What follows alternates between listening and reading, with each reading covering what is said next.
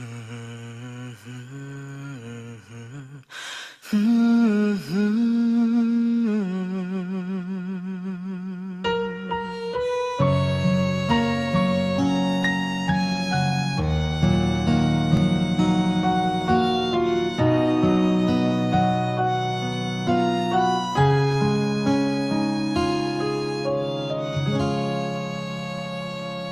នុស្សស្រីច្រើនណាស់ចូលក្នុងជីវិតខ្ញុំហើយអ្វីរូបខ្ញុំត្រូវយំព្រោះស្រីម្នាក់ជាមនុស្សស្រីដែលធម្មតាសាមញ្ញគ្មានភាពជឿជាក់បដិចិត្តលាក់រូបអូន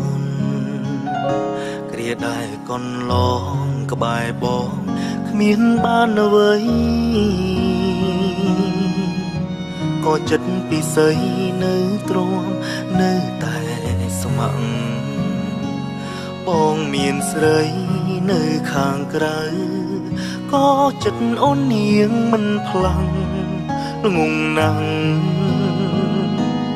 បងអូមនុស្សស្រីធម្មតាម្នាក់ឲ្យខ្ញុំខូចចិត្ត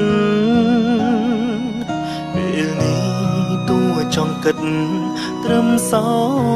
កាមនុស្សស្រីធម្មតាបងអើយតើរូបអូននៅទីណាអើអូនដឹងទេថាបងខូចចិត្តព្រោះនឹកអូ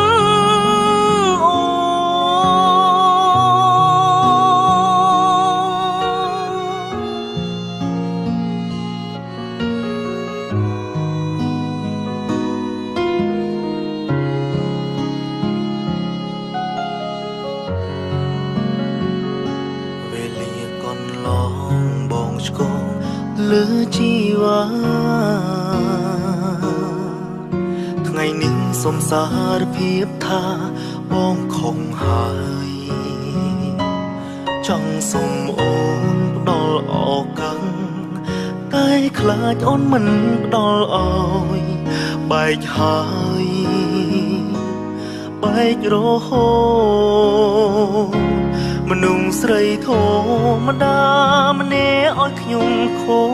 ចចិត្តពេលនេះចង់គិតត្រឹមសោកាមនុស្សស្រីធម្មតាបងអើយតើរូបអូននៅទីណាអើអូនដឹងទេថាមនុស្សស្រីធម្មតាម្នាក់ឲ្យខ្ញុំខូចចិត្តពេលនេះតួចង់គិតត្រឹមសោកាមនុស្សស្រីធម្មតាអើយតើ